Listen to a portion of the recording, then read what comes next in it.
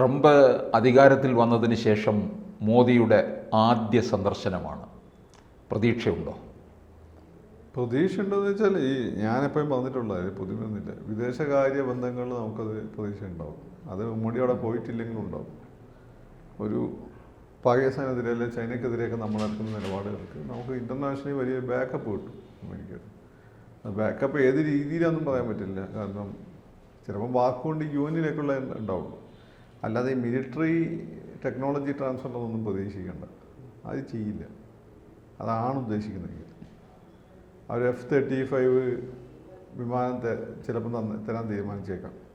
F-35 S-400 missile technology റഷ്യയിൽ നിന്ന് മേടിച്ച ആളുകൾക്ക് അവർ കൊടുക്കില്ല പൊതുവെ. ഇപ്പം ട്രംപ് ഇതിൽ ഇടപെട്ടുകൊണ്ട് ആ വിമാനങ്ങൾ ഇന്ത്യക്ക് തരാൻ തീരുമാനിച്ചാൽ അപ്പോൾ ചൈനയ്ക്ക് 5th ജനറേഷൻ ഫൈറ്റർ ജെറ്റ് ഉണ്ട്. അപ്പോൾ അവരോട് കിടപിടിക്കുന്ന ഒരു ഫൈറ്റർ ജെറ്റ് നമുക്ക് കിട്ടും. പക്ഷേ അതിൻ്റെ ബാധ്യതകൾ ഭയങ്കരമാണ്. റഫാലിൻ്റെ ഒക്കെ 3 ഇരട്ടി വിലയാണ് ഏറ്റവും ഒന്നിന്. പിന്നെ രണ്ടാമത്തെ കാര്യം അതിൻ്റെ ഘടിപ്പിക്കേണ്ട എക്യുപ്മെൻറ്റ്സ് മൊത്തം അവർ തരുന്ന എക്യുപ്മെൻറ്റ്സേ ഘടിപ്പിക്കാൻ പറ്റുള്ളൂ. നമ്മൾ ഇൻഡിജിനിയസ് ആയിട്ട് ഡെവലപ്പ് ചെയ്ത എക്യുപ്മെൻറ്റ്സ് ഒന്നും ഉപയോഗിക്കാൻ പറ്റില്ല. പിന്നെ അതിൻ്റെ മെയിൻ്റനൻസ് മൊത്തം അവരാണ് നോക്കുക. പിന്നെ ഇതിൻ്റെ കാര്യങ്ങൾ നോക്കാൻ വേണ്ടിയിട്ട് നമ്മുടെ എയർബേസുകൾ അവരിടയ്ക്കിടയ്ക്ക് പരിശോധന നടത്തും.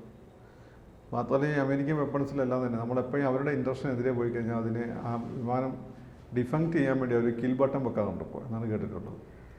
അത് അവർക്ക് ഇറാനിയൻ വിപ്ലവത്തോടു കൂടി മനസ്സിലായൊരു കാര്യമാണ്. അവർക്ക് ഇസ്രായേലിനെക്കാട്ടും വലിയ അലയായിരുന്നു ഇറാൻ, ഷായുടെ ഇറാൻ. അപ്പം അന്നത്തെ ഏറ്റവും പ്രധാനപ്പെട്ട വിമാനം F-14 ടോംക്യാറ്റ് അവർ ഇറാന് കൊടുത്തു, മോസ്റ്റ് അഡ്വാൻസ്ഡ് ജെറ്റ്. അവിടെ ഇസ്ലാമിക വിപ്ലവം നടന്ന സമയത്ത് അതിനുശേഷം ഇസ്ലാമിക ഭരണം സ്ഥാപിക്കപ്പെട്ടതിന് ശേഷം അവരുടെ ഖൊമൈനിയുടെ കയ്യിൽ ഏറ്റവും ശക്തമായ ആയുധമായിട്ട് ഈ F-14 ടോംക്യാറ്റുമാണ് ഒന്ന്. F-14 ടോംക്യാറ്റ് കൊണ്ട് ഏറ്റവും കൂടുതൽ കിൽസ് നടത്തി ഏറ്റവും കൂടുതൽ യുദ്ധവിമാനങ്ങളെ തകർത്തതും ഇറാനിയൻ വിമാനിയനാണ്. അതുകൊണ്ട് F-14 വിമാനങ്ങൾ പിന്നെ അവരെന്ത് ചെയ്യുമെന്ന് വെച്ചാൽ അവരുടെ മിലിറ്ററിയിൽ നിന്ന് അവർ കണ്ടം ചെയ്തതിന് ശേഷം എന്നാൽ പൂർണ്ണമായി നശിപ്പിച്ച് കളഞ്ഞു. അതിന് സ്പെയർ പാർട്സ് ഇറാന് കിട്ടാതിരിക്കാൻ വേണ്ടിയിട്ട്. അപ്പോൾ അതിനുശേഷമാണ് അവർ ഈ പരിപാടി എടുത്തത്. അതുകൊണ്ട് നമുക്ക് ഡിപ്പെൻഡ് ചെയ്യാൻ പറ്റുന്ന രാജ്യമല്ല ഈ ഇത്തരം വിഷയങ്ങൾ അമേരിക്ക. കാരണം നമ്മൾ ഇൻഡിജിനിയസ് ആയിട്ട് ഒരുപാട് ടെക്നോളജി ഡെവലപ്പ് ചെയ്ത് വരുന്നുണ്ട്. അപ്പോൾ F-35 പോലുള്ള ബാധ്യത എടുത്ത് വെച്ച് കഴിഞ്ഞാൽ പിന്നെ ഇതൊന്നും അതിൽ ഉപയോഗിക്കാൻ പറ്റാതെ വരിക, അതിൻ്റെ ഫണ്ടിങ് കുറയുകയും ഉപയോഗപ്രദമല്ലാതായി വരികയും ചെയ്യും. അതാണ് ഒരു കാര്യം. പിന്നെ വേറെ പല ടെക്നോളജി ഇപ്പം ന്യൂക്ലിയർ സബ്മറൈൻ്റെ എഞ്ചിൻ നൽകുന്ന കാര്യം, ടെക്നോളജി നൽകുന്ന കാര്യം, ഒരു സ്ക്രൂ പോലും അവർ ടെക്നോളജി ട്രാൻസ്ഫർ അമേരിക്കക്കാർ ചെയ്യില്ല. അത് ചെയ്യുന്ന മൊത്തം ജപ്പാനാണ്, റഷ്യയാണ്. അപ്പോൾ ആ കാര്യത്തിലൊന്നും നമ്മൾ പ്രധാനമായും നോക്കുക ഈ ഒരു കാര്യത്തിലാണ്. വലിയ പ്രതീക്ഷയൊന്നും വേണ്ട. മാത്രമല്ല ഇത്തരം ചില സാധനങ്ങൾ മേടിക്കാൻ നമ്മുടെ മേൽ സമ്മർദ്ദമുണ്ടോ, അതാണ് ഒരു കാര്യം. രണ്ടാമത്തെ കാര്യം എന്ന് വെച്ചാൽ കുടിയേറ്റക്കാരുടെ വിഷയമാണ്. ലീഗലായ കുടിയേറ്റക്കാർക്ക് വലിയ പ്രശ്നങ്ങൾ വരും, എങ്കിൽ ചെറിയ പ്രശ്നങ്ങൾ വരും. ഗ്രീൻ കാർഡ് കിട്ടുന്നതൊക്കെ ആയിട്ട് ബന്ധപ്പെട്ടുള്ള നിയമം നമ്മൾ ഇയാൾ ശക്തമാക്കാൻ സാധ്യതയുണ്ട്. മാത്രമല്ല പുതിയ വിസകൾ കൊടുക്കുന്നതിന് നിയന്ത്രണം വരും. അതൊന്നും അയാൾ കോംപ്രമൈസ് ചെയ്യില്ല. കാരണം അതാണ് അയാൾ ട്രംപ് ആക്കുന്നത്. അതൊന്നും അയാൾ കോംപ്രമൈസ് ചെയ്യില്ല. പിന്നെ അനധികൃത കുടിയേറ്റക്കാരെ അതിനെ കാലും കൈയൊക്കെ കെട്ടിക്കൊണ്ട് കയറ്റി വിട്ടത് ഞാനൊന്നും പറയുന്നില്ല. ചിലപ്പോൾ വിമാനത്തിൽ നിന്ന് തല്ലുണ്ടാക്കണ്ടെന്നൊക്കെ വിചാരിച്ചിരിക്കുകയാണ്. ആളുകൾ ഹാപ്പിനെസ് കണ്ടീഷനാണ്. അപ്പോൾ ഉണ്ടാക്കിയാൽ കഴിഞ്ഞാൽ ആയുധങ്ങൾ ഉപയോഗിക്കേണ്ടത് അതിലും വലിയ പ്രശ്നമാകും. അത് മേടിച്ചിട്ടായിരിക്കാം ഈ പറഞ്ഞ കൈയും കാലമൊക്കെ കെട്ടിക്കൊണ്ടുവന്നത്. പിന്നെ അങ്ങനെ കെട്ടിക്കൊണ്ടുവന്ന് ഇറക്കി വിടുമ്പോൾ അത് ചെയ്യുമ്പോൾ അതിൻ്റെ ഒരു കാര്യം എന്ന് വെച്ചാൽ ഇനി ആരും അങ്ങോട്ട് അമേരിക്കയിൽ പോയി കഴിഞ്ഞാൽ അതൊരു പർദീസയാണെന്ന് വിചാരിച്ചാൽ അങ്ങോട്ട് പോകേണ്ടത്. അതായിരിക്കും ഗതി എന്നുള്ളൊരു പാഠം കൂടി നൽകുകയായിരുന്നു. അതിങ്ങനെ പരസ്യമായി പരേഡ് ചെയ്യുന്നതിന് അങ്ങനെ ഉദ്ദേശമുണ്ട്.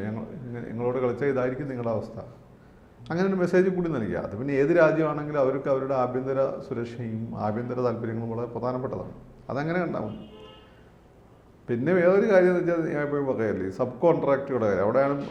അവിടെയാണെങ്കിലും ഒരു പക്ഷേ ഒരു വലിയൊരു കോൺഫ്ലിക്റ്റ് മോഡിയിൽ വരാൻ പോകുന്നത്. കാരണം ഇവർ സബ് കോൺട്രാക്റ്റുകൾക്കെതിരാണ് ട്രംപ് ഭരണകൂടം. സബ് കോൺട്രാക്റ്റ് നിർത്തണം എന്ന് പറയുന്ന ആളുകളാണ്. കാരണം അവിടെ ആളുകൾ തൊഴിൽ നഷ്ടപ്പെടുന്നു. അപ്പോൾ ആ വിഷയത്തിൽ പക്ഷേ സബ് കോൺട്രാക്റ്റുകൾ വന്നതോടുകൂടിയാണ് ഇന്ത്യൻ ഇക്കോണമി ഭയങ്കരമായി ബൂം ചെയ്തത്. അപ്പോൾ ആ ഒരു കാര്യത്തിൽ ഇന്ത്യക്ക് വേണ്ടി വിലപേശാൻ അല്ലെങ്കിൽ കുറച്ചും കൂടി ഇന്ത്യക്ക് അനുകൂലമായ നിലപാടുകൾ എടുപ്പിക്കാൻ മോഡിക്ക് പറ്റേണ്ടതാണ്. അതേ ഞാൻ അതിൽ കാണുന്നുള്ളൂ. പിന്നെ ഒരു വ്യാപാര യുദ്ധം കൂടെ നിൽക്കുന്നില്ലേ പൊതുവേ? ആരും എല്ലാവരുമായിട്ടും അല്ലേ? വ്യാപാര യുദ്ധം എല്ലാ കാലഘട്ടത്തിലും ഉണ്ടായിരുന്നു. ബാലൻസ് ഓഫ് പേയ്മെൻറ്റ് ആർക്ക് അനുകൂലമാണെന്നുള്ളതാണ്. അല്ലെങ്കിൽ ബാലൻസ് ഓഫ് പേയ്മെൻറ്റ് നമുക്ക് അനുകൂലം എത്ര കാലം ഉയർത്തിക്കൊണ്ടുവരാൻ പറ്റുമെന്നുള്ളതാണ് പ്രധാനപ്പെട്ട കാര്യം. വ്യാപാര യുദ്ധം ഇന്ന് നിങ്ങൾ പറയുന്ന വ്യാപാര യുദ്ധം ഏറ്റവും കൂടുതൽ ചൈനയും അമേരിക്കയും തമ്മിലാണ്. മാനുഫാക്ചറിങ് രംഗത്ത് ജയൻസ് ആണ് അവർ. ഇന്ത്യയൊന്നും മാനുഫാക്ചറിങ് രംഗത്തൊന്നുമല്ല. നമ്മൾ സർവീസ് സെക്ടറാണ് നമ്മൾ സ്ട്രോങ്, മാനുഫാക്ചറിങ് അല്ല. അപ്പോൾ അത് ചൈനയ്ക്കെതിരെയുള്ള നിലപാടുകൾ പിന്നെ അദ്ദേഹം ഘടിപ്പിക്കാനും അതിന് ഇന്ത്യയുടെ സപ്പോർട്ട് കിട്ടാനും സാധ്യതയാണ്. അതിനിടയ്ക്ക് ഇന്ത്യ ബ്രിക്സ് എന്ന് പറയുന്ന സംബന്ധിച്ച് ചൈനയ്ക്കൊപ്പമുണ്ട്.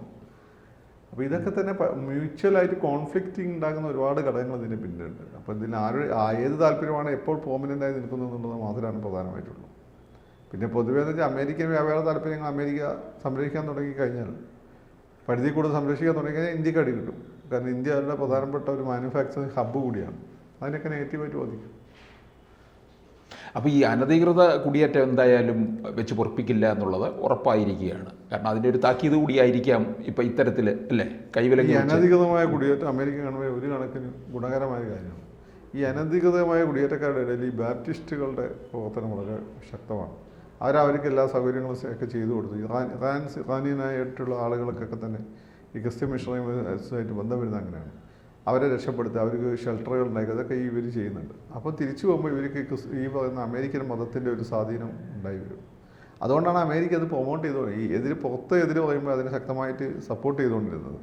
കാരണം ഇവർ ഒരു അസറ്റാണ്. ഇവർ തിരിച്ചു പോകുന്ന ഇത്തരം പ്രവാസികൾ ഇവർക്ക് ഒരു അസറ്റാണ്. ഇപ്പോൾ ട്രംപ് ഒരു ഭ്രാന്തനായതുകൊണ്ട് പിന്നെ ട്രംപിന് കുറേയൊക്കെ ഈ പറഞ്ഞ ഗാലറിക്ക് വേണ്ടി കളിക്കുന്നതാണ്. ഇങ്ങനെയൊക്കെ ആളുകളെ കയറ്റി അയക്കുന്ന കാണും അമേരിക്കക്കാർ ട്രംപ് ഡെലിവർ ചെയ്യുന്ന ഫീൽ ഉണ്ടാവും. ശരിക്കും ഡെലിവർ ചെയ്യുന്നു എന്നുള്ളതാണ് പ്രശ്നം.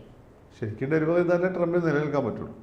അപ്പോൾ ശരിക്കും ഡെലിവർ ചെയ്യാൻ അത്ര എളുപ്പമൊന്നുമല്ല. അമേരിക്കയിൽ അതിഭീകരമായ തൊഴിൽ നഷ്ടമാണ് മാനുഫാക്ചറിങ് രംഗത്തൊക്കെ വന്നുകൊണ്ടിരിക്കുന്നത്. ഈ ആളുകൾക്ക് തൊഴിൽ കൊടുക്കണ്ടേ അമേരിക്കൻ പൗരന്മാർക്ക്, അവരുടെ സാമൂഹ്യ സുരക്ഷ ഉറപ്പുവരുത്തണ്ടേ. അപ്പോൾ ഇതൊക്കെ ഒരു പ്രതിസന്ധിയിൽ വരുന്ന സമയത്താണ് ഇത്തരം ഷോകൾക്ക് ഇറങ്ങിപ്പെടും. അത്തരം ഷോ ആണ് നമ്മളിപ്പോൾ കണ്ടത്. അതിന് എത്രമാത്രം സപ്പോർട്ട് കിട്ടുമോ എന്ന് കണ്ടു തന്നെ അറിയണം. പക്ഷേ മോദിയുടെ ഈ സന്ദർശനം എന്തെങ്കിലും തരത്തിലുള്ള ചില പ്രതീക്ഷയ്ക്ക് വകയുണ്ടാകും എന്നുള്ളതല്ലേ? കാരണം മുൻകാലങ്ങളിലും ഒക്കെ തന്നെ ഇന്ത്യയുമായിട്ട് വലിയൊരു സൗഹൃദം, പ്രത്യേകിച്ച് മോദി അധികാരത്തിൽ വന്നതിന് ശേഷം ഒക്കെ തന്നെയും വലിയൊരു സൗഹൃദമാണല്ലോ തുടരുന്നത്. അങ്ങനെയൊന്നുമില്ല. മോഡി അദ്ദേഹത്തിന് ട്രംപ് നല്ല സൗഹൃദമായിരുന്നു. പക്ഷേ അത് ബൈഡനൊന്നും ആയിരുന്നില്ല. ബൈഡന് എതിരായിരുന്നു പലപ്പോഴും. ഈ ട്രംപ് അനുകൂലമായിരുന്നു. പക്ഷേ ഞാൻ പറഞ്ഞല്ലോ, നമ്മൾ ഇതെല്ലാം പറയുമ്പോഴും അവർക്ക് അവരുടേതായ ദേശീയ താല്പര്യമുണ്ട്. അത് വല്ലപ്പോഴും ഇന്ത്യയുമായി കോൺഫ്ലിക്റ്റിംഗ് ആണ്. ഉദാഹരണമായിട്ട് അവരുടെ ദേശീയ താല്പര്യത്തിൻ്റെ ഭാഗമാണ് ഈ പറയുന്ന മതപരിവർത്തനം ഇന്ത്യയിൽ പ്രോത്സാഹിപ്പിക്കാറുള്ളത്. അവർ ഇന്ത്യയിൽ മതന്യൂനപക്ഷങ്ങൾ പീഡിപ്പിക്കപ്പെടുന്ന ഇടയ്ക്കിടെ കോൺഗ്രസിന് റിപ്പോർട്ടിൽ എഴുതി വിടുന്നത് അതുകൊണ്ടാണ്. അപ്പോൾ അതിൽ അദ്ദേഹം കോംപ്രമൈസ് ചെയ്യും. ഈ പറയുന്ന മതപരിവർത്തനം നടത്തുന്ന ആളുകൾക്കുള്ള ഫണ്ടിങ് നിർത്തും. ഫണ്ടിങ് നിർത്തരുത് എന്നാണ് ഞാൻ പറയുക. കാരണം നിർത്തണമെന്നായിരിക്കും ഇന്ത്യ ഗവൺമെൻറ് സ്റ്റാൻഡ്. അങ്ങനെ ഒരുപാട് പാവങ്ങളിവിടെ രക്ഷപ്പെടുന്നുണ്ട്. അതിന് പകരം ഒരു വിശ്വാസത്തെ വിൽക്കുന്നുണ്ടെങ്കിൽ പോലും. അപ്പം അത്തരം വിഷയങ്ങൾ എന്തെടുക്കും എന്നുള്ളതാണ്. നമ്മൾ പുറത്ത് നോക്കിയിട്ടിപ്പം ചൈനയും പാകിസ്ഥാനെയും നമുക്കുള്ള പ്രശ്നത്തിന് അനുകൂലമായ നിലപാട് വരും. UN നമുക്ക് സ്ഥിരാംഗത്വം വേണമെന്നുള്ള അനുകൂലമായ നിലപാട് വരും. പക്ഷേ after end of the day നമുക്ക് എന്താണ് മറ്റുള്ളതിന് വ്യത്യസ്തമായി കിട്ടിയെന്ന് വെച്ചാൽ ആകപ്പാട് ഒരു കാര്യം നമുക്കറിയാം. ഇൻ്റർനാഷണൽ ഡിപ്ലോമസിയിൽ ഇൻ്റർനാഷണൽ സംഘർഷങ്ങൾ വരുമ്പോൾ നമുക്കൊരു ശക്തനായ ഫ്രണ്ട് ഉണ്ടെന്നൊരു പ്രതീതി ഉണ്ടാകും. എത്രത്തോളം അമേരിക്ക ഇറങ്ങി കളിക്കുന്നതൊക്കെ പറഞ്ഞു തന്നെ അറിയാം. പണ്ട് പാകിസ്ഥാൻ അനുകൂലമായിട്ട് കിസിഞ്ചർ കപ്പൽപ്പടയെ അയച്ചില്ലേ? സത്യത്തിൽ അവിടെ യുദ്ധമൊക്കെ തീർന്നതിന് ശേഷമാണ് ഈ കപ്പൽപ്പടയെ അയച്ചത്. കാരണം ആരെയും ചോദിച്ചാൽ കപ്പൽപ്പടയെ അയച്ചിട്ടുണ്ടെന്ന് വേണം, എന്നാൽ ഇന്ത്യനോട്ട് പണക്കുകയും വേണ്ട. പിന്നെ ഈ ജൂതരാഷ്ട്രത്തിനെതിരെ പാകിസ്ഥാൻ വലിയ ശക്തമായ ഭീഷണിയാണ്. കിസിഞ്ചർ ഒരു ജൂതനായിരുന്നു.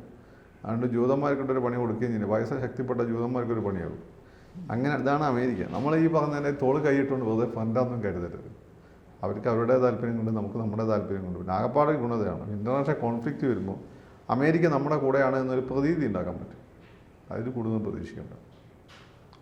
കൂടുതൽ വാർത്തകളും വിശേഷങ്ങളും നിങ്ങളിലേക്ക് എത്താൻ ABC മലയാളം സബ്സ്ക്രൈബ് ചെയ്യുക, ബെൽ ബട്ടണും അമർത്തുക.